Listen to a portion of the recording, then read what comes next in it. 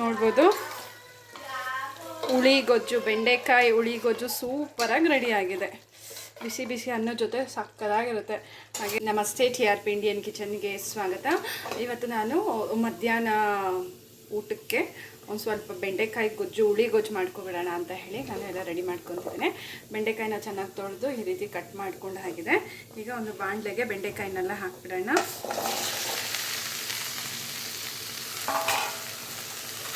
ಬೆಂಡೆಕಾಯಿನ ಚೆನ್ನಾಗಿ ಫ್ರೈ ಮಾಡಬೇಕು, ಅಂಟಿರಬಾರ್ದು ಬೆಂಡೆಕಾಯಿನಲ್ಲಿ. ಅಲ್ಲಿ ತನಕ ಬೆಂಡೆಕಾಯಿನ ಚೆನ್ನಾಗಿ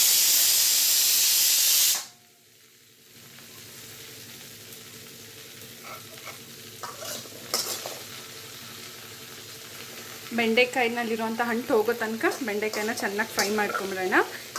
ಇದು ನಾನು ಬೋಂಡ ಮಾಡಿದ್ದ ಬಾಣಲೆ, ಹಾಗಾಗಿ ಇದರಲ್ಲೇ ಎಣ್ಣೆ ಅಂಶ ಇದೆ.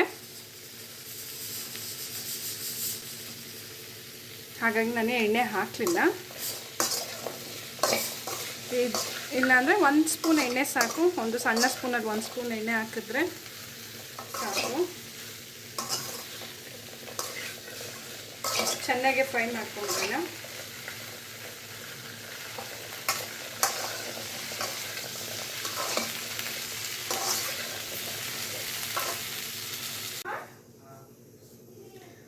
ಈಗ ಬೆಂಡೆಕಾಯಿ ಹುರ್ಕೊಂಡು ಆಗಿದೆ ಫುಲ್ಲು. ಈಗ ಇನ್ನೊಂದು ಬಾಣಲೆ ಇಟ್ಟಿದ್ದೀನಿ. ಬೆಂಡೆಕಾಯಿ ಹುರಿದಿದ್ದು ಬಾಣಲೆನಲ್ಲೇ ಮಾಡಬೇಡಿ, ಅಥವಾ ಮಾಡೋಂಗಿದ್ರೆ ನೀವು ಚೆನ್ನಾಗಿ ಆ ಬಾಣಲೆನ ತೊಳೆದು ಮಾಡಿ, ಯಾಕಂದರೆ ಅದು ಅಂಟಿರುತ್ತಲ್ಲ. ಹಾಗಾಗಿ ಈಗ ಇನ್ನೊಂದು ಬಾಣಲೆ ಇಟ್ಟು ಆಗಿದೆ. ಬಾಣಲೆ ಬಿಸಿ ಆಗ್ತಿದೆ.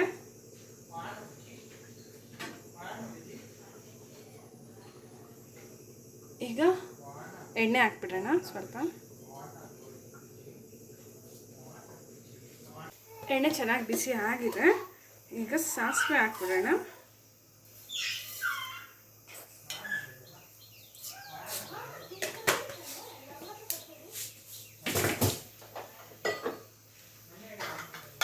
ಸಾಸಿವೆ ಹಾಕ್ತಿದ್ದಂಗೆ ಸ್ವಲ್ಪ ಜೀರಿಗೆ ಹಾಕ್ತಿದ್ದೀನಿ.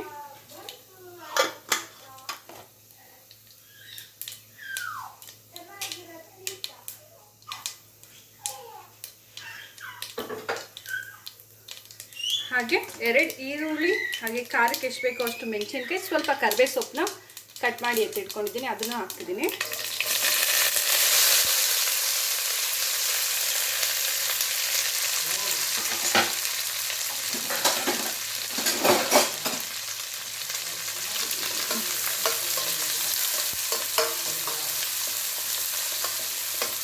ಈರುಳ್ಳಿ ಚೆನ್ನಾಗಿ ಫ್ರೈ ಆಗಲಿ ಎಣ್ಣೆನಲ್ಲಿ.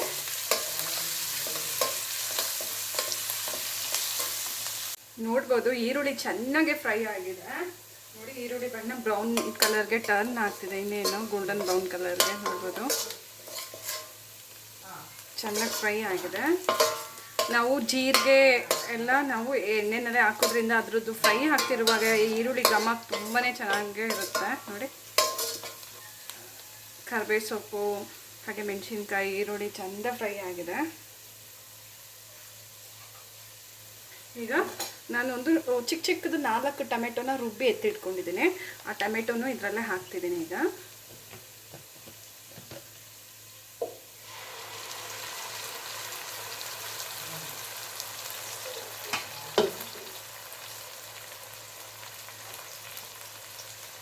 ಟೊಮೆಟೊನು ಎಣ್ಣೆಯಲ್ಲಿ ಫ್ರೈ ಮಾಡಿಬಿಡೋಣ. ಹಸಿ ಸ್ಮೆಲ್ ಹೋಗುತ್ತೆ ಈ ರೀತಿ ಮಾಡೋದ್ರಿಂದ. ಎಣ್ಣೆಯಲ್ಲಿ ಟೊಮೆಟೊನ ಚೆಂದ ಫ್ರೈ ಮಾಡೋಣ.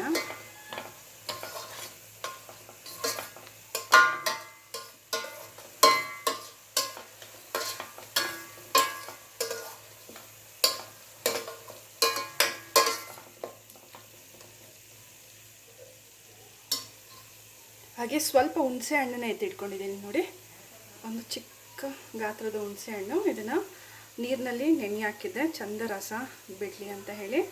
ಈಗ ಚಂದ ರಸ ಎಲ್ಲ ತೆಗೆದುಬಿಡೋಣ. ಇದರಲ್ಲಿರುವಂಥ ರಸ ತೆಕ್ಕೊಂಡು ಹಾಕ್ಕೋಬೇಕು.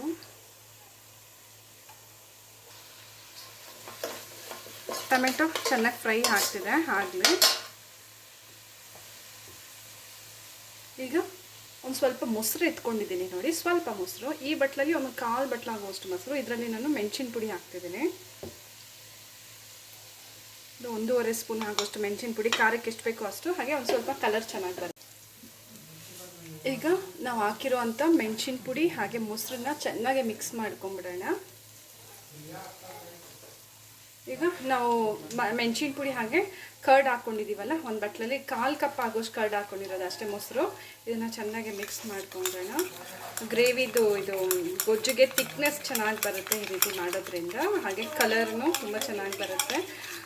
ಹುಳಿ ಗೊಜ್ಜು ತುಂಬಾ ಚೆನ್ನಾಗಿರುತ್ತೆ ಟೇಸ್ಟು, ಬಿಸಿ ಬಿಸಿ ಅನ್ನಕ್ಕೆ ನೋಡಿ. ಚೆನ್ನಾಗಿ ಮಿಕ್ಸ್ ಮಾಡ್ಕೊಂಡ್ಬಿಟ್ಟು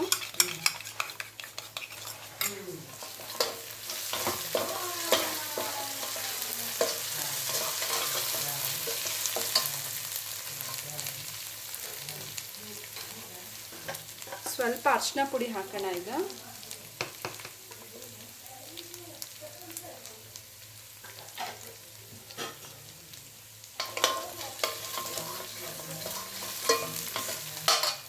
ಹಾಗೆ ನಾವು ಮಿಕ್ಸ್ ಮಾಡಿ ಎತ್ತಿಟ್ಕೊಂಡಿರುವಂಥ ಮೊಸರನ್ನು ಹಾಕ್ತಾ ಇದ್ದೀನಿ ಇವಾಗಲೇ.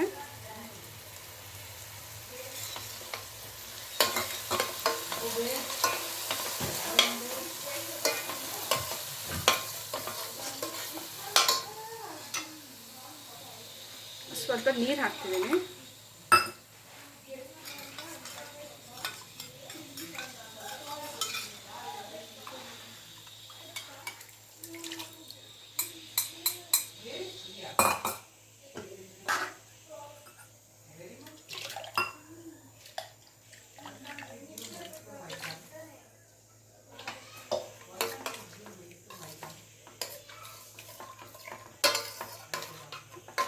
ಈಗ ಈ ಗ್ರೇವಿ ಒಂದು ಸ್ವಲ್ಪ ಕುದೀಲಿ.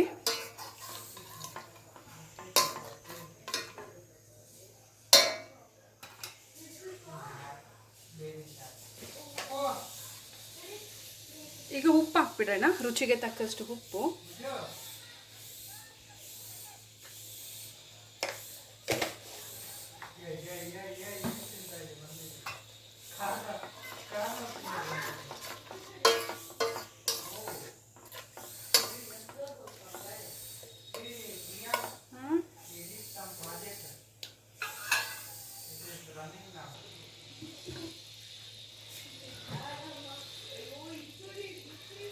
ಈಗ ಕುದೀತಾ ಇರುವಾಗಲೇ ಸಾಂಬಾರು ಪುಡಿ ಹಾಕ್ತಿದ್ದೀನಿ ನೋಡಿ. ಇದೊಂದು ಪೂರ್ತಿ ಸ್ಪೂನು ಸಾಂಬಾರು ಪುಡಿ, ಇನ್ನೊಂದು ಸ್ಪೂನು, 2 ಸ್ಪೂನ್ ಹಾಕಿದ್ದೀನಿ.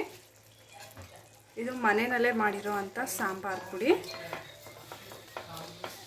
ಇದು ಹಾಕಿ ಚೆನ್ನಾಗೆ ಈ ರೀತಿ ಮಿಕ್ಸ್ ಮಾಡ್ಕೊಳ್ಳಿ ನೋಡಿ.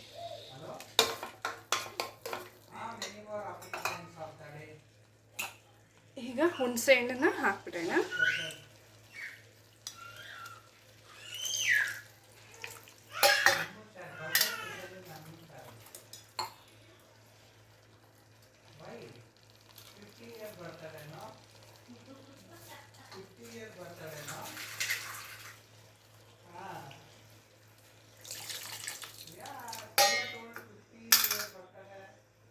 ಚೆನ್ನಾಗಿ ಮಿಕ್ಸ್ ಮಾಡಿಬಿಡೋಣ. ಹಾಂ,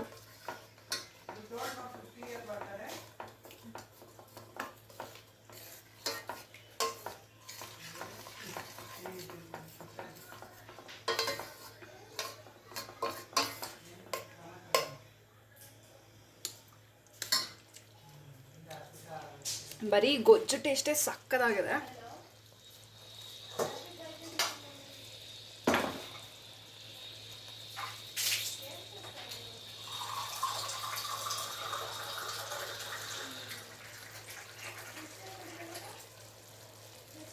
ಈಗ ಇನ್ನೊಂದು ಸ್ವಲ್ಪ ನೀರು ಹಾಕ್ತಿದ್ದೀನಿ. ಇನ್ನೇನು ನಾವು ಹಾಕಿರೋಂಥ ಎಣ್ಣೆ ಬಿಡೋಕ್ಕೆ ಶುರು ಆಗ್ತಿದೆ ನೋಡಿ. ಇನ್ನೂ ಕುದಿ ಬರಬೇಕು. ನೀರು ಹಾಕಿದ್ಮೇಲೆ ಇನ್ನೊಂದು ಸ್ವಲ್ಪ ಹೊತ್ತು ಕುದೀಲಿ.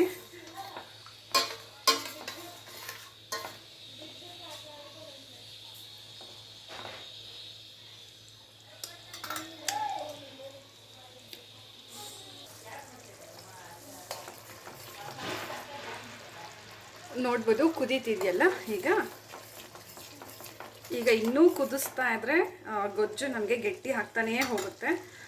ಹಾಗಾಗಿ ನಾನು ಈಗಲೇ ಬೆಂಡೆಕಾಯಿನ ಹಾಕ್ತಿದ್ದೀನಿ ನೋಡಿ.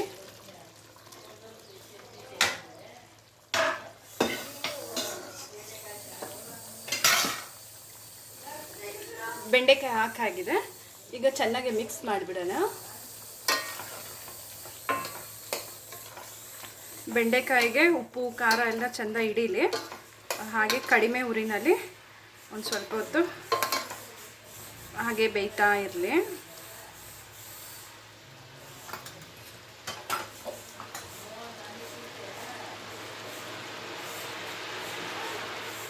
ಈಗ ಸ್ವಲ್ಪ ಕೊತ್ತಂಬರಿ ಸೊಪ್ಪು ಹಾಕ್ತಾ ಇದ್ದೀನಿ.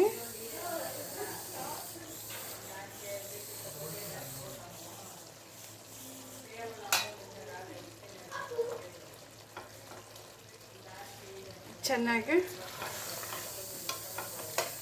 ಮಿಕ್ಸ್ ಮಾಡಿಬಿಡೋಣ.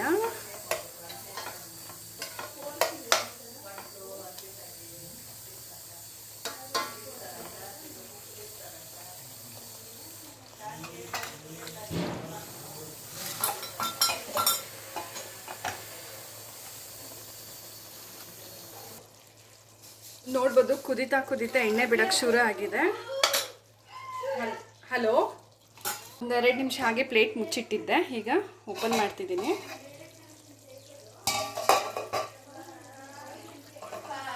ನೋಡ್ಬೋದು ಹುಳಿಗೊಜ್ಜು, ಬೆಂಡೆಕಾಯಿ ಹುಳಿಗೊಜ್ಜು ಸೂಪರಾಗಿ ರೆಡಿ ಆಗಿದೆ.